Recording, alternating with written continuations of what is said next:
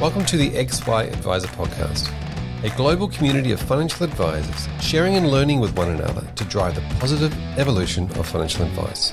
To get involved, go to xyadvisor.com or simply download the XY Advisor app.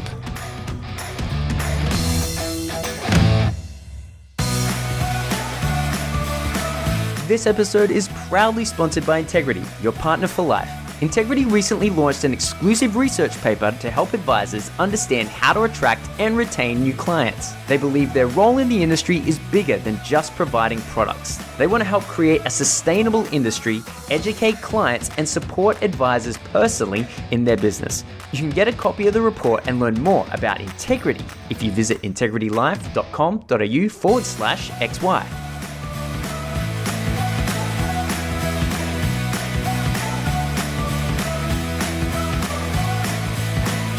Welcome back to the XY Advisor Podcast. Fraser Jack here, and today I'm joined by Dean Holmes. Welcome, Dean. Thanks, Fraser. Happy to be here. Fantastic. Thank you. We haven't chatted for a while, but and you've been on the podcast a few times, but not for quite some time. So a lot's happened since then. Yeah, absolutely. I think when I first did a podcast and started working with XY, I was in London as part of my life's journey took me over there, and so I did a presentation for XY at their first conference in Sydney, and I was sitting in my lounge room with my business shirt on, probably at 1:00 in the morning, presenting remotely about how you can run your financial planning business without an office and work from anywhere.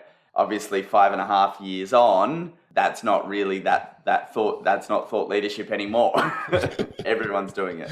Wow, there you go. So you were ahead of the time. You're absolutely right. Everybody's doing it, which is the old what do they call it, location independent. I say now, people say to me, "Where's your office?" And I say it's in the cloud.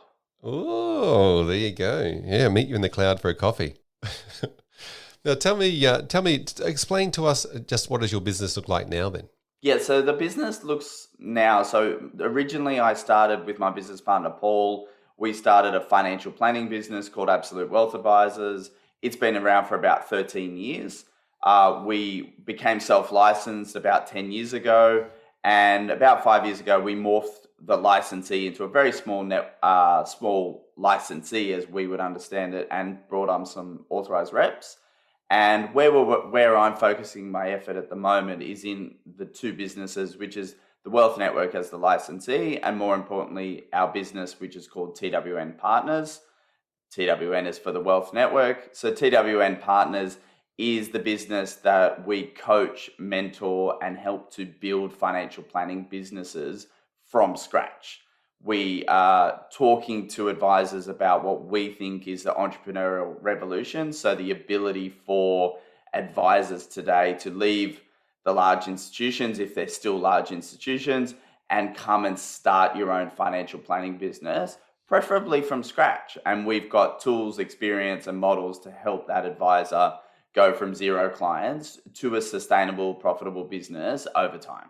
Yeah, fantastic. So this is something that sort of hasn't been around for a while. I mean, I remember starting my business from scratch. It was pretty much back in the very early 2000s. It was like there's a telephone and go through the contacts that and start ringing people and speaking to people with zero sort of a base. It's pretty hard. Oh, absolutely. And it's no harder. It's harder today, or it's no harder today. Because there's just different ways to communicate with people, but also there's a lot of noise these days. If you think about the amount of scrolling people might do without actually paying attention on Instagram or LinkedIn or things like that, is that people would say that that's the new way of communicating to the audience, but it's still difficult to cut through. So you would have made a cold call, Fraser, and went to interrupted someone's dinner time or something like that, and they hung up on you. The new version of that is people don't answer phone calls anymore. You have to text them, and they're scrolling through social media, and it's very hard to catch their attention as well. So it is difficult to get your messages across in the broad sense. But what we've talked to businesses about is a concept that we call hyper-targeting, which is being really focused on the community that you want to look after, and being location independent or in the cloud you can find that community now all around Australia very, very easily. And so probably when you got started, you were location required. So it was like, I need to set up on this street because most clients only want to travel 25 minutes.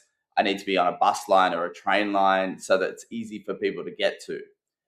Now we've flipped that on the head for most advisors, where they can say, those things don't matter, but the community of clients that I want to look after, I want them to be very similar so that I get really good at looking after those people. But then it's very easy for a new customer to come in and know that that firm is set up to appropriately care for you. Yeah. So I always talk about left-handed vets because I think it's funny. And so if you actually wanted to find left-handed vets around Australia, I'm pretty sure you could do that from a data perspective and then communicate and target to why your business and your skill set is appropriate for left-handed vets. And if your name was Ned Flanders, you do really well in that left-handed vet market, I'm pretty sure. Exactly. Not everyone will get that joke. But. Not everyone will, but some people will. I'll just go tip of the cap. Now, look, before we talk about some of the coaching work you're doing, I really want to just quickly go back and talk about the fact that you started the financial planning business, Absolute Wealth Advisors, and worked in that business as a planner for many years, and then you made a bit of a transition. Obviously, you were doing a lot of work as a licensee. But talk to me about that transition that you've made from being an advisor through to becoming a coach. Yeah, so the transition was really difficult, and it took a long time, and it was most of the issues were my personal mindset, if for want of a better word. And so what the challenge was internally for me is that these clients that I had taken on and had looked after for 10 years, it was a challenge to pass them off to another advisor. But not that my business partners couldn't look after them. It's because that I felt like I had made all of these promises throughout the last 10 years that I'd always be there. And I was feeling like I was getting to the point where I was like, I'm actually not going to be there, and I need to ask someone else to stand in and always be there going forward. And it was probably always because I never thought that I would be building, at the time, a business delivering financial advice. I thought it was always me. And so the mindset shift that I've had, and it's flown through to other things that I'm doing now, is that I'm now in the business of building financial advice businesses. And so that sentence is quite specific, and it's a little mantra for me, is that when I was trying finally to get out of Absolute Wealth Advisors from the perspective of looking after individual clients, I had to remind myself that I'm running the business, and that business will look after the clients. And that's the only way that I can then go and help other business owners do exactly the same thing. Yeah. So you're still looking after that business, Absolute Wealth Advisors, but yes, you're just not personally, part of our network. Still not looking after the individual clients. It's an interesting thing, isn't it? Because you build that relationship with the client, and then you've almost got to split up with them when you sell a business. It's an interesting mindset thing that people have got to go through when they're moving on from a business or they're selling a business. And I've got the best of both worlds, because the clients, I'm still aware of what's going on. So I can talk to my business partner and say, what's going on with X client? Like, they were a bit worried about something. How are they going? And Paul and Stella give me updates anyway. But yeah, you just wonder how they're going and whether what's going on. But the lesson that we learned from the handover was a concept that we were taught ourselves, which is it was essentially called the promise. And so what the handover concept is that you, me, and the other advisor were on the call, but in person together. And what we structured was that Paul, as the advisor taking over, would always make a promise to the client to do something really soon. Okay. And so that was like the first step in the handover of the implementation of the handover. So it was, if you just imagine, I'm saying Paul's going to take over. He's really amazing. Blah, blah, blah. That's just words. And then we continue with the review. And then during the review, Paul picked up something which we had pre-planned, but Paul picked up something and said, I promise that I'll look into that in the next 2 weeks. Okay. So then it gave Paul a connection with the clients. And when you promise to do something and deliver, which is the important part, but when you promise to do something and you deliver, that creates a trust element very, very quickly. And so that's the transfer of trust obviously happened because it was Paul and Dean, Paul transferring Dean to the client, and we'd had 13 years of business operation. So there was already one layer of trust. This promise concept got us the second layer of trust once Paul delivered on what he said he was going to do.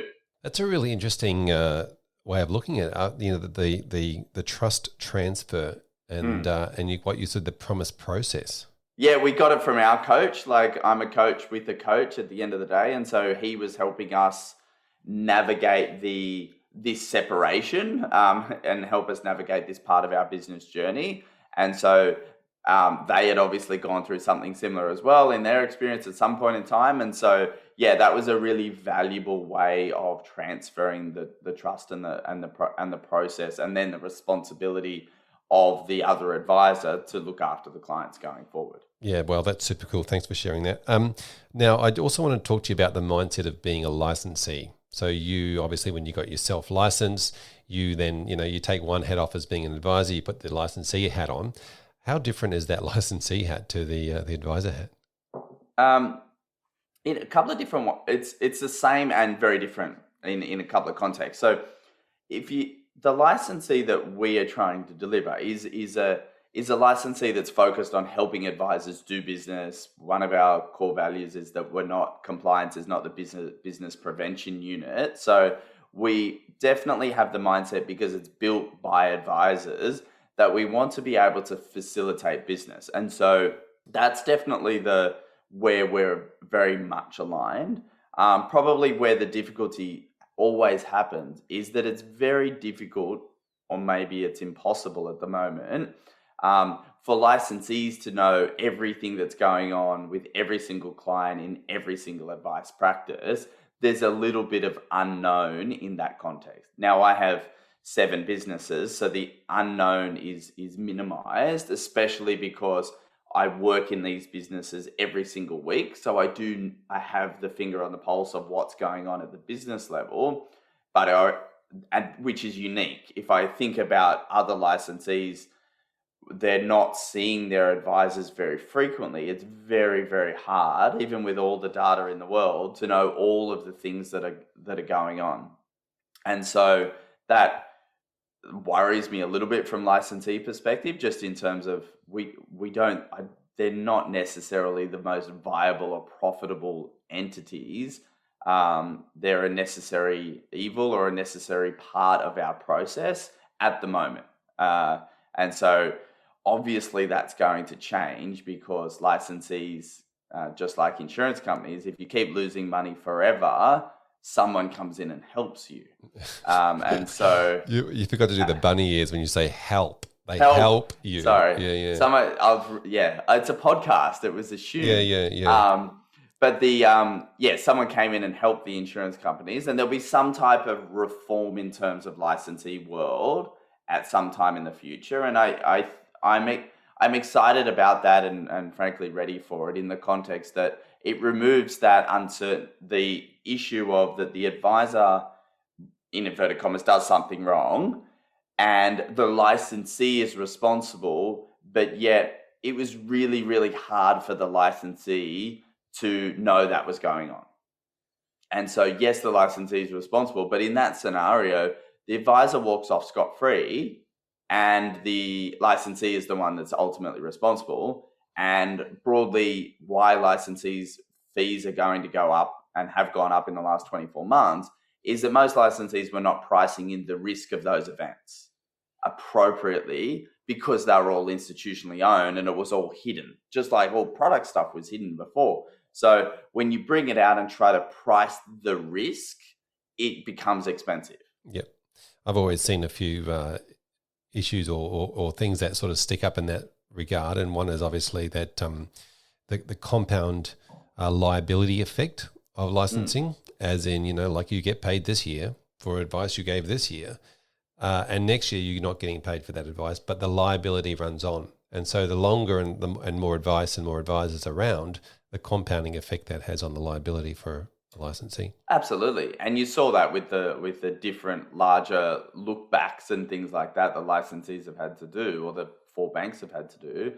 They started going back. They said, we'll go back 3 years and then 5 years and then 7 years. And then they're dusting the paper off the physical archives from Homebush. Like, it's crazy. It's a long period of time. I think if wrongs were done, like, you investigate other crimes back that long. But eventually we have to have a line in the sand and allow all the advisors to move forward in a new framework. And so I'm seeing that the new framework will be somewhat that there's an individual advice relationship with the regulator, which will still keep me in a job because no one will want to do it. But the more that an individual advisor has a relationship with the regulator directly, and this is the single disciplinary body, the more the advisor has the relationship with that body, the more responsible they individually will be for their actions. Yeah, and this has been a really interesting topic that was sort of brought to my attention not so long ago, was the fact that the Corporations Act, of course, and looked after by ASIC, is around corporations. It's about companies. It's about licensing being a company. Then FASEA talked about the advice giver, the individual. The Tax Practitioner Board obviously talks about the individual. And so we never really got the Corporations Act to say, well, I'm an individual.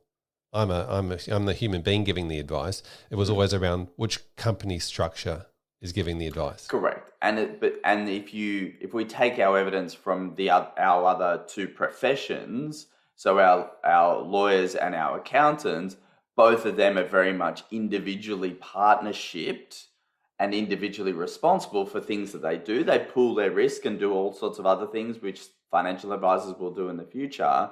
But it would seem weird to me in the future that the three professions in this space, accountants, lawyers, and financial advisors, it would be weird that financial advisors are dealt with differently when we're all professionals. Yep, couldn't agree more. Now you talk about the concept of partnering with your businesses, and literally you are partnering with them. You're not just being a licensee saying we're a business partner.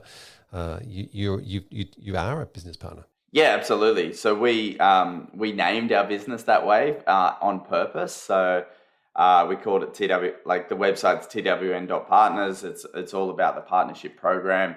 And for us, from a time perspective and a commitment, is that when we help an advisor start their own financial planning business, we are essentially becoming their business partner with them for a period of around 5 years. And for that, we have a joint ownership in the business. We deliver a coaching, mentoring, and business building process into that financial planning business, and we share the rewards of building that business over time. And at 5 years, when we ask the advisor to buy us out. So from a deliverables of a coaching business building perspective, we completely have sweat equity for 5 years and then decide to sell out. So it's a very different model from that perspective. We still charge licensee fees and the cost of running that business, but in terms of my sweat equity and effort, most of that is on the future value of selling out of these businesses in 3, 4, 5, 6, 7 years time. Yeah, wow. So it's basically a financial advice incubator. Yeah, absolutely. And I have to, the difficulty of doing this is that it's very hard to know if I'm the right person to partner with. And so that you can look at past evidence, of course, in terms of one way to do it. And the other way is that I'm committing to do this essentially for free. If it fails, I get nothing. If we build an amazing business, yes, I get paid. And so it's trying to remove that moral hazard of just going, I just don't know what Dean's going to deliver, or I don't know what's going to happen over the journey. If it all doesn't work out, then you haven't paid me for my time. Yeah, because that's the thing about coaching, isn't it? Sometimes you need the coaching to get the money versus paying the money to get the coaching. Yeah, absolutely. And that's how we came up with this model. because we acknowledge that coaching and speaking to people about how to build the business is not necessarily free. But when you've started your business, you have no revenue at all. And so definitely the first thing you're not thinking about is hiring a coach to help you build the business. And so that's how we price it in order to say that you can start a business from scratch with 0 clients and come on and yes, you'll have to pay the boss at the end, but we can build it together over that 5-year period, which in our view gives you a greater chance of success than if you tried to do it on your own. Yeah, and speaking of success, as you mentioned before, you've got some past performance. Performance is no indicator of future performance. This is probably where past performance can be a somewhat reliable indicator of future performance. For 2 reasons, Fraser, and it's not the first is not about me. The first is picking the right people in the beginning. So not every advisor is ready to start their own business, and frankly, and this is also okay, not every advisor is destined to start their own business. So the first thing in terms of the past performance is that we have chosen well in terms of our process to find the right people to start businesses with. Okay. And so that's the first step. So, Ben as an example, Ben was always going to be an excellent advisor and build an amazing business. He just needed a bit of a framework around his 1,000 ideas in order to get some on paper and get started. So picking the right people for us is really important, and you can get a lot of coaching analogies from that when you think of sporting teams and things like that. It's less about the coach and more about the players. But then you can do the Wayne Bennett thing and go, look, actually, there's a lot of value in terms of a coach over time building successful teams or building successful businesses. So I'm not at the Wayne Bennett age or stage at the moment. Everyone can Google him if you don't know who he is. But ultimately, we are building up a lot of experience in terms of what we are able to help businesses with. Fantastic. And this is how nicknames start too, by the way, Wayne Bennett. Oh, is it? So you're the Wayne Bennett of I've already got financial advice coaching, are you? I already have a nickname, which is the sensei anyway. What's the guy... Ninja Turtles, the rat, it's Sensei, isn't it? Possibly. It's been a very long time since you wanted that one. A shout out to Adrian and Clayton. They allocated that to me a while ago. Very good. Well, I'm going to work on Wayne Bennett. I think that's pretty appropriate. So tell us about some of the businesses you have worked for and brought through that started from scratch. So the business that we started first that really got everything going. So we didn't actually know that this was a business until we were partly down the journey with Ben. But Ben started Pivot Wealth with us. It's probably around 6 years ago now.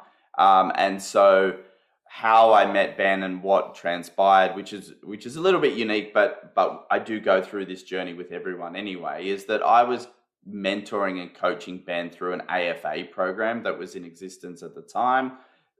So it was coach and a coach mentor type of relationship in terms of what Ben was working on with me, and I was helping him coach him around really buying into his existing practice and developing his service offering and things like that.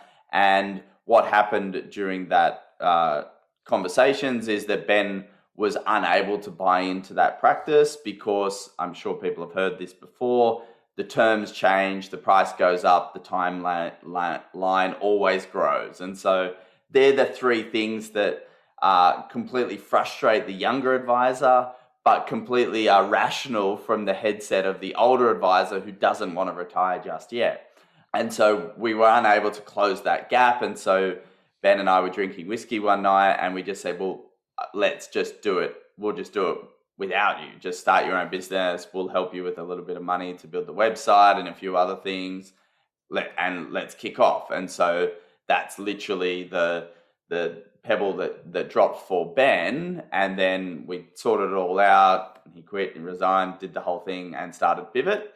And then we supported him for for 5 years through the journey, and now he's gone on to even bigger and better things after that first 5 years of us working with him. So that sort of pivot. We only were like 2 years into the work with Ben, and I was definitely a full-time advisor and working with Ben part-time. We then subsequently realized that this could be a business. And so when I met Jess and Glenn, that was they were completely pre-planned to build a business. Like they were working with their financial advisor 2 years before I met them to make sure they had enough money, what their business was going to be. They were incredibly well planned in terms of getting their business started. And when I met them about setting up their business, that's probably when I realized, oh, hold on, there's actually an opportunity here to build businesses with these type of advisors. And so that was the second one that we did. And so we've got a little bit of momentum from there, and probably it's almost 12 months ago now, Fraser, that I started that process of really seriously extracting myself from Absolute Wealth Advisors and essentially putting 100% effort into starting and growing these businesses. So we've got a growing team of different financial planning businesses now with they start in two different ways. They either start from that entrepreneurial advisor, which is easier and my preference. The other way that we have started them is we found a partnership, so like with an accounting firm or a mortgage broker, to start a business together, and we hire an advisor. And I coach and mentor that advisor and the leadership team around that. It's a little bit more difficult. However, the interesting insight that I've had recently is it's a really good way of making the accountants particularly very comfortable with the concept of referring. So if you think about just in your own financial planning business, the referrals that you get from an accountant is I must say, probably always sporadic and random and just very frustrating as a process. And so often the way I looked at it is we flipped the problem on the head and said, well, if the accountant is on the leadership team helping to build a financial planning business with us, we think that they're going to be more comfortable. They have a voice at the table around vision and values and the culture of the organization. So it'll lead to a greater success in terms of the referrals. Obviously, they also have an ownership interest in the financial planning business, but actually very rarely is it about the money. It's more about that client care and getting the consistency of service and message between an accounting firm and a financial planning firm is difficult just in a referral relationship. Is it also important that you find an accountant or a mortgage broker that are hyper targeted in their client? Because obviously it's otherwise, like you said, it's sporadic, and it could just be, here is a high net worth client, here is somebody who wants blah blah blah. Like it just could be completely opposite if you're hyper targeting.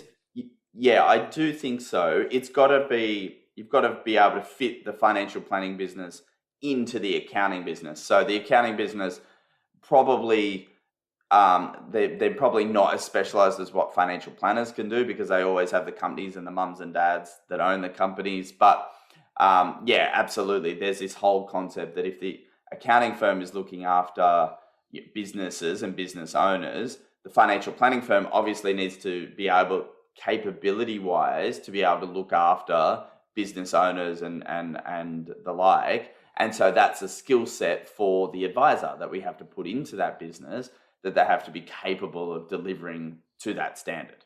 Yep. Now, you mentioned the fact that when businesses are starting, there's often a little bit of funding required. So not just coaching, but a little bit of cash to do things like create websites and branding and marketing and those sorts of things. Is that something that you do as well? Yeah. So when we start a business, we've got an ability to lend the company money. So lend the advisor / the company that we start some money to get started. And that's usually somewhere between 25 and 50 grand, depending on the business plan and everything that we organize.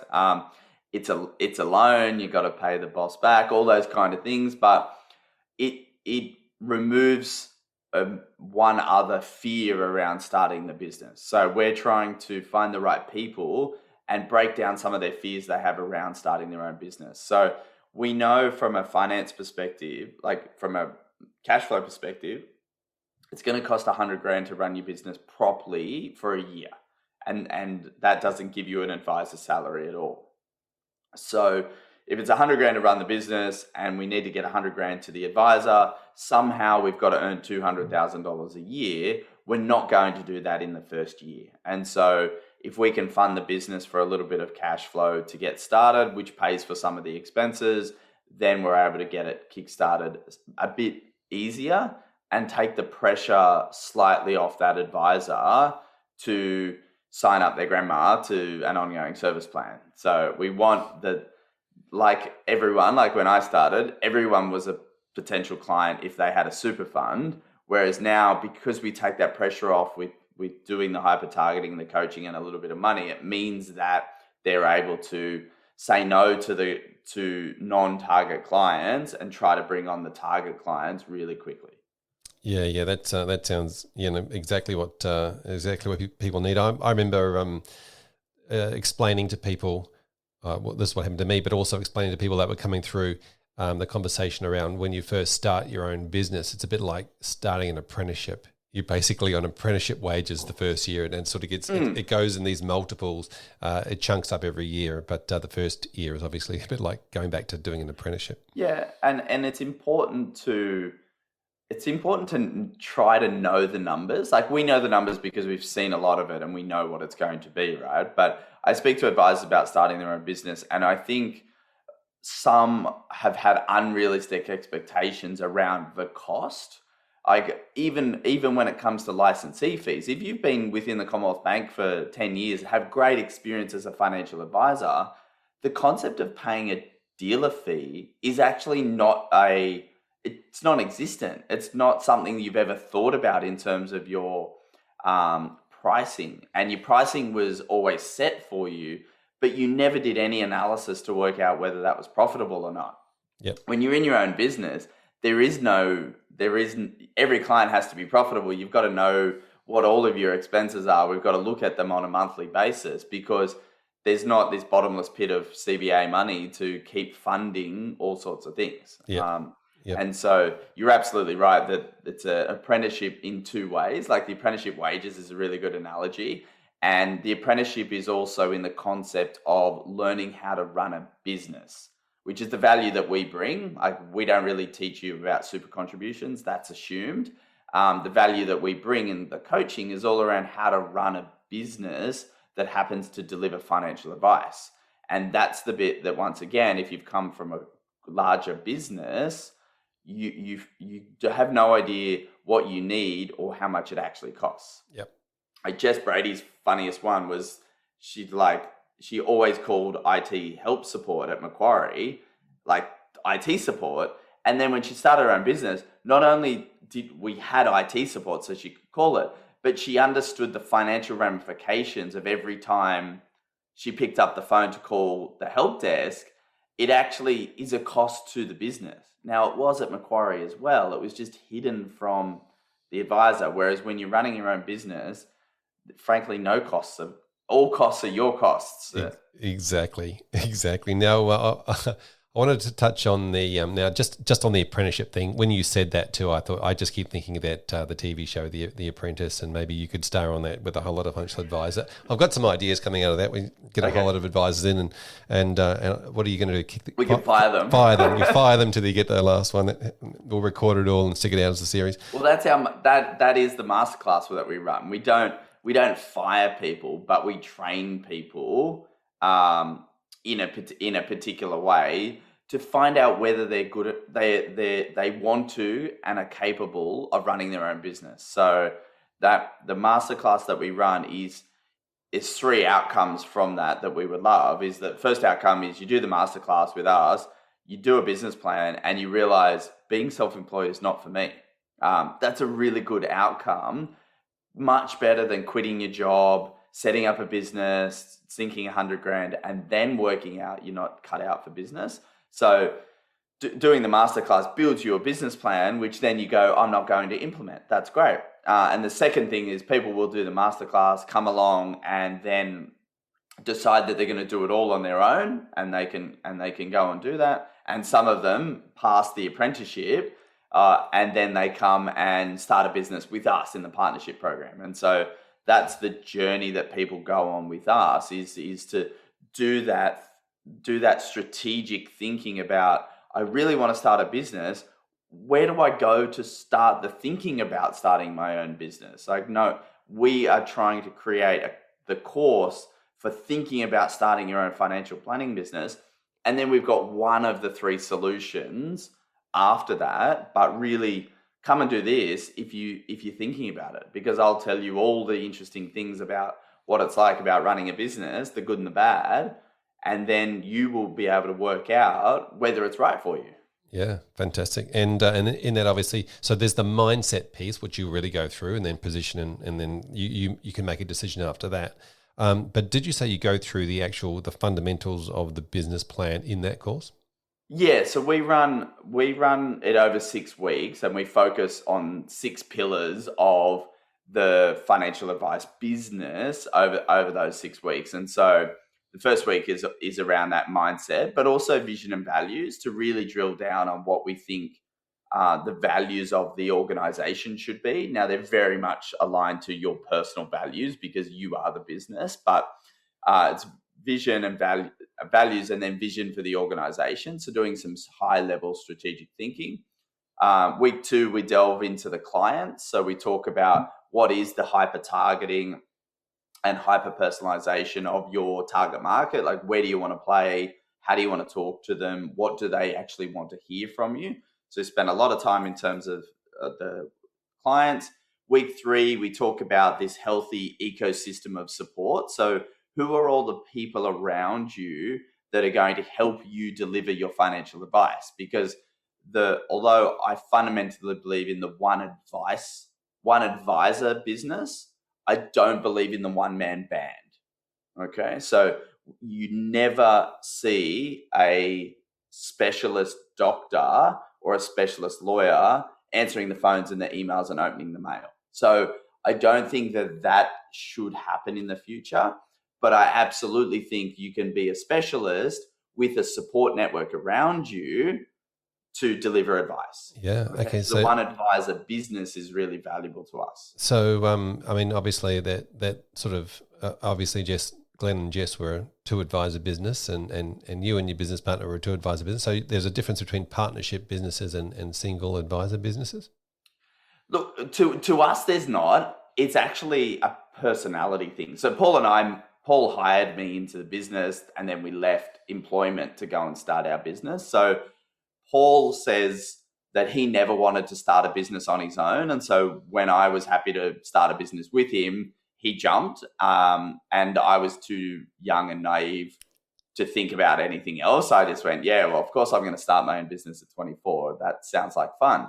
Jess and Glenn were very much from their Macquarie days as BDMs. They always used to dream together about building the business.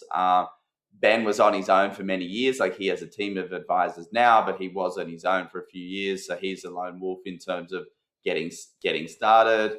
And probably more and more, I do see the single advisors coming to me. I've spoken to some partners, but more likely, I think that it's going to be singles. And that's where the coaching really has a lot of value, because you're alone at the top. Okay. So the concept of having a business partner means that Paul and I can talk about business all of the time. When you're on your own, you actually have no one to strategically talk to.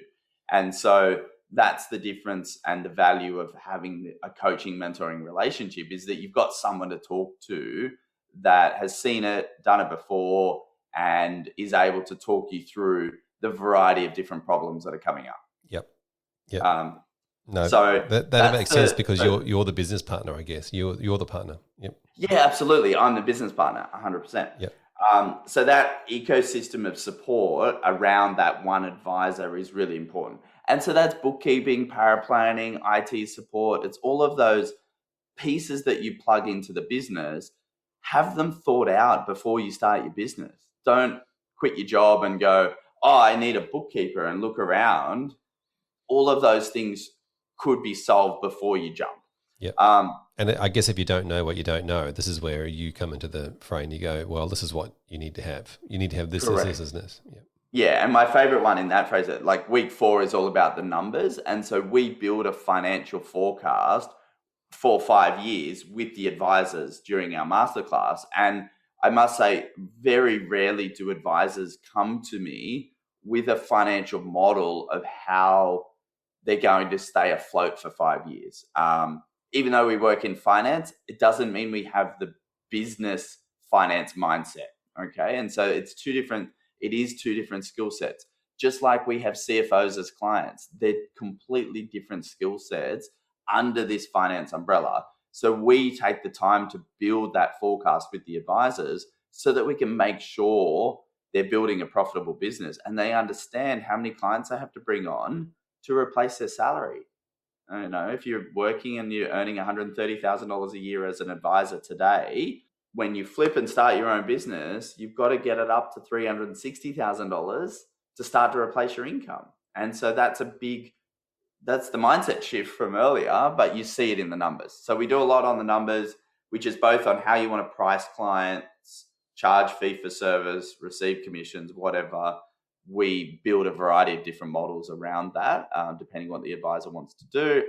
The 5th week is all about the advice offering. So not around strategy advice. We assume each advisor knows what a super contribution is, but it's all the surprise and delights in terms of what is your client service, what is your new client journey, where can you insert the personalization of financial planning into the client's world. We're all probably really good at just randomly thinking of a client and going, oh, I should text them to say hello, or I should check in on something that they were doing in their personal life. We're really good at that. But you can systematize that, and clients are none the wiser, but it's across your whole client base then. So we talk about, as one example, systematize the spontaneous so that you are delivering those delights, but the client thinks it's absolutely spontaneous.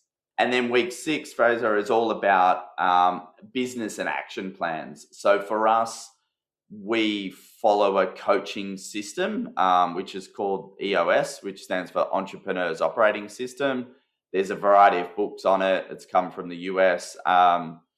It's built off the Rockefeller Habits and a variety of different books, which all talks about the things that we know about quarterly rocks, annual goals, 3-year goals, and 10-year goals. But the most important thing when we execute this particular business plan is the frequency that we meet with advice practices on a weekly basis.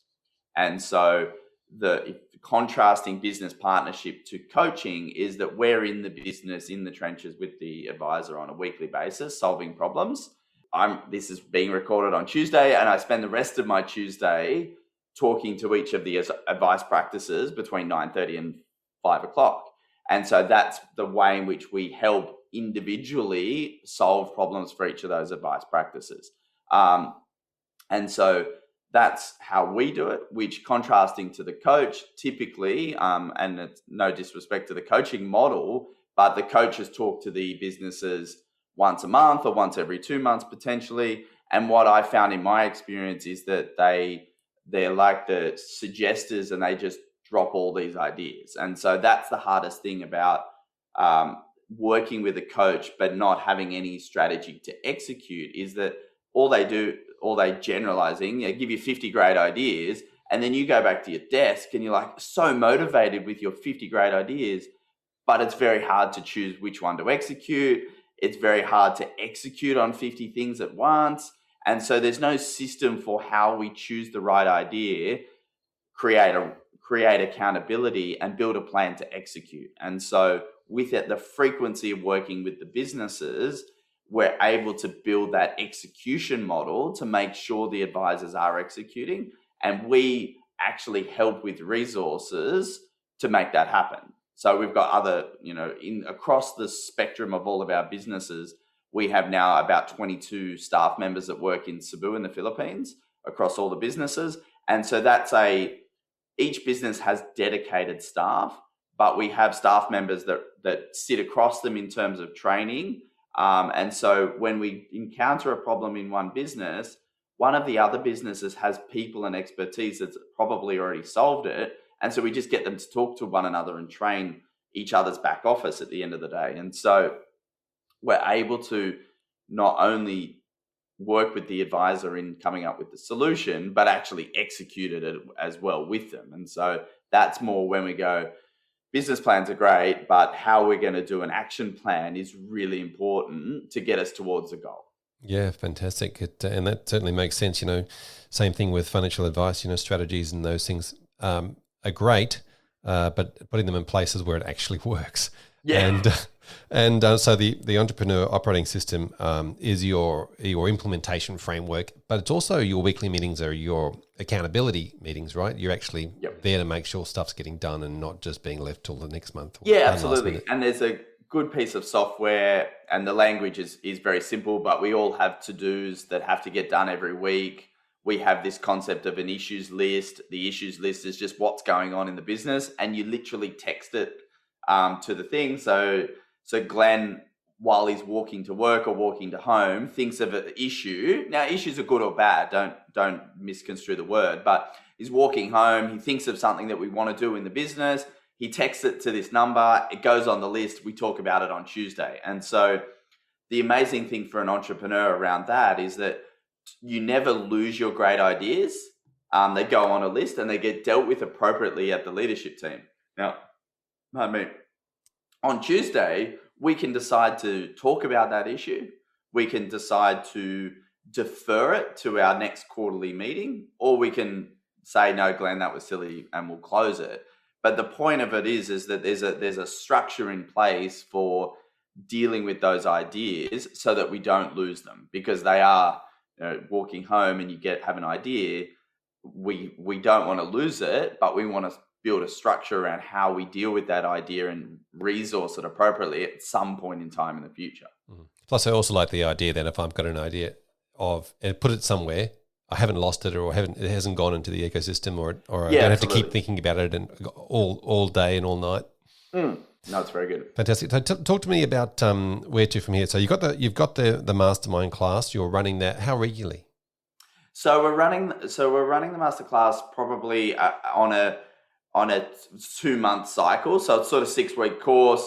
So every 2 months I'll start it. So I get a 2-week break in terms of the content. So which means that there'll probably be another 10 or so over the next 12 months. So I'm starting one next week, but we'll update the website, and there'll be another one starting in probably 4 weeks' time. And so that is valuable for anyone that is frankly currently in business on their own, anyone that's thinking about making that leap into business, and whether they're thinking about making the leap next week or in a year's time, it's valuable. Yeah. And so, my Jess and Glenn story is they were talking about starting a financial planning business about 2.5 years before they actually resigned from their jobs. And so that's the longest time. But most people that are doing the masterclass have not left their jobs. I used to do it during business hours, but then realized that that's not necessarily fair on either the business, their employer or the employee. And so we do it after hours now so that they can do it in their private time to start to build up that business plan. Yeah, fair enough. So, like you mentioned, that the outcome of this is they decide whether they're not going to be, not going to be an advisor or self-employed, or they are, but they might be with somebody else, or they might be with you. Talk to me about if somebody's with another licensee or looking at growing with another licensee. This would also be good just to get their business plan together.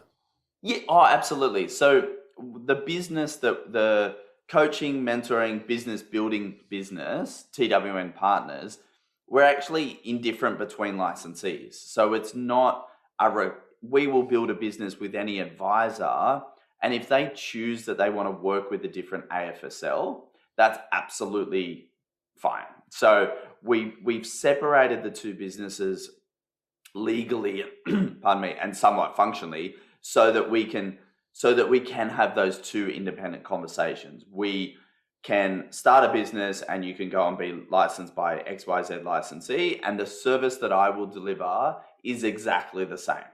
Okay. The licensee that we have, the only way you get into the licensee though is to be a coaching client as well. So although I work with any licensee in business out externally, to be a member of the TWN family from an AFSL perspective, you've got to have gone through, be participating in or gone through, like Ben, that coaching program, because that it's all about me. It lowers the risk of the licensee because I know those businesses, okay? Because I'm working very, very closely with them. We know what's going on. We're knowing what products we're recommending. We know what investments we're recommending. We know the insurance philosophy. All of those things that I'm building from a business perspective in those advice practices are great for a licensee because we know that they're thought through. Yeah, and you know the culture of the business and the culture of absolutely the stuff. But the scalability of this is that we might find that an advisor wants to leave their business, but it's more efficient to stay with your current licensee. So, and there's a lot of, if you were, say, for example, you were going to leave your business and you'd negotiated to buy $100,000 of revenue or something. So you're with a particular licensee, you negotiated with your employer to buy a little bit of revenue, et cetera, to roll out into the new business. It would be prudent to stay with the same licensee because you don't have to go through all these efforts of maybe doing foundation SOAs and all of that kind of stuff. The revenue flows really quickly and easily. So that might be an option for you to stay with that particular AFSL, either in the short or long term. Yep. So how are you planning on growing the network over the next few years? So my focus is on growing the number of partners that we have within the group. And so this is my focus is that I'm always a hands-on executor and coach. So it's the scale at which this grows is only on a certain number of firms per year, which will be, I would say, between 4 and 8. If I started between 4 and 8 businesses in the next 12 months, that would be a really good outcome for both those businesses and ourselves in terms of what we're able to create over that period of time. And so 4 to 8 businesses means that's another 8 businesses, another full day of weekly coaching for me. And so I've already got a full day. So there's only a limit in my time that I can dedicate to that. But if we get to that point, that means we've actually, that's doubled the size of the network, and we're building another 8 great businesses off the back of that.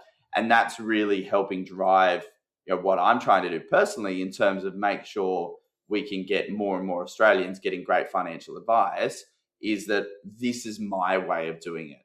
Like I could also apply for the CEO of AMP and do it there. But my focus is on, that was my application, by the way, if anyone's listening. Well, you have to give up your job as head coach at the Rabbitohs. Yeah. I'm sure I can do both. But yeah, my ability to grow businesses, to help advisors to be able to help more Australians is where my core focus is. I think that everyone would benefit from great financial advice at some point in their life. You don't always have to pay ongoing fees and all of that, but I think everyone needs some type of strategy for them. And so that's building these businesses from the ground up with motivated advisors that are focused on a particular target market means that we're able to achieve that goal more and more over time. Yep, fantastic. Exactly right. You can help so many, maybe 100 odd clients as one advisor by themselves, but if you're helping 10 advisors, then all of a sudden that's 1,000. So my numbers are now, it's a number for me. So I haven't quite worked out the goal of how many clients, but we're easily around 1,000 at the moment, that we're currently helping 1,000 Australians, but I need that number to be higher. So that's my goal. Fantastic. And all right, so you're growing, and I guess the scenario is with most businesses sort of staying for that 5-year period mark. Then once you've been doing this for 5 years, you'll have a nice steady flow of exits and launchpad scenarios. Yeah, correct. We expect, it's a revolving door. We bring in 4 this year. We bring in 4 every year, and they just they exit at the back end sort of thing. We don't know exactly what the exit at the back end will always be, because we think that what we do in year 6, in terms of everything that we've taught them, maybe the business can run it themselves. So that's hopefully we go, that's one option. Or secondly, we might still deliver a similar coaching service in a different way to those advice practices thereafter. Yeah, exactly. Otherwise, like we think like Ben has he's flying in terms of what he's done since he's left. And so that's obviously what we'd love for everyone, is that they go in through our 5 years and then they've learned all the skills and they just continue to apply it over time. Yeah, fantastic. Well, 5 years. It's kind of, we go back to the apprenticeship thing, don't we? Sort of fourth year, fifth year apprentice. Are 4 years. Yeah, exactly. Yeah. Well, let's go with masters or something like that. Yeah. Fantastic, Dean. Thanks for coming and catching up today and giving us a bit of an overview of what you're doing now, which is super exciting. I love the coaching part of it, and I'm really looking forward to seeing how the businesses that you help partner with grow and create themselves and their voice in the market, and we all get to know them over time. So I'm really looking forward to seeing how that pans out. So if someone wants to talk to you about this in a bit more, how's the best way to get hold of you? So the best way, firstly, is you can go onto my website, which is TWN Partners. And so that's their core of the coaching business. And so you can register for some webinars. So that's it's not a traditional webinar, because we probably have, say, 5 people attending. So just get prepared that it's cameras on and a conversation about what it's like being in your own business and what I'm seeing as the dynamics of the market. So come and have a conversation on a webinar about starting financial planning businesses. Websites are always going to be updated with information about the masterclasses and things like that as well. And so you can register on the mailing list and things like that to get some more information and updates. I do a ton of blogs and things like that on my website as well about what's going on. The other way to contact me and see me is LinkedIn. And so if you haven't seen me on LinkedIn, you should definitely follow me or connect. And through there, I give a full update of obviously webinars and masterclass, but also just my learnings that I'm learning over time from the advice practices. So every Tuesday I have all of these coaching meetings, which means we solve problems, and I turn those problems into content for the community that's following me, both on LinkedIn and on my website. So I just had a random question last week about, should I buy a business or should I start from scratch? What are the advantages and disadvantages? And so I just opened up Loom, answered the question, and then we put that on the website and on LinkedIn for people to share and comment on and learn over time. So they're the 2 ways to reach out, Fraser. Fantastic. So if you're interested in looking at your own business, I would suggest you jump on there and have a look at some of those videos and jump on one of those next conversations. Thank you, Dean. Really appreciate it. Thanks, Fraser. Cheers. Well, there you have it. Another episode of the XY Advisor podcast. I'm Fraser Jack, and I'm joined by Emily Blanche. Hey, Emily. Hey, Fraser. Thank you for joining me. And today we're doing a really, really cool shout out, aren't we? Yes, we are. Let's give a huge shout out to one of XY's own, Gwen Lazarito, who has officially kicked off the brand new Financial Planners Southeast Asia podcast. Yay. This is an opportunity to drive the positive, or facilitate the conversations that will drive the positive evolution of financial advice, specifically in Southeast Asia. So episode 1 is out. An extra shout out to Ray Christian Hucker, who was Gwen's first guest. So super pumped about this. It's been a little bit in the making. There's a few episodes, I know, some really great conversations to come out. So go grab it wherever you get your podcast from and hit subscribe to keep up with episodes as they drop. Yeah, fantastic. So for those people that don't know, obviously we've had the XY podcast for some time with different hosts from time to time, obviously. But now we're starting to branch out a little bit and reach out into to other areas and spread the voice globally. So this one is the first of probably quite a few to come out over time. So keep your ears peeled. But massive congratulations to Gwen. Thank you so much for taking on the reins and starting the podcast in Southeast Asia.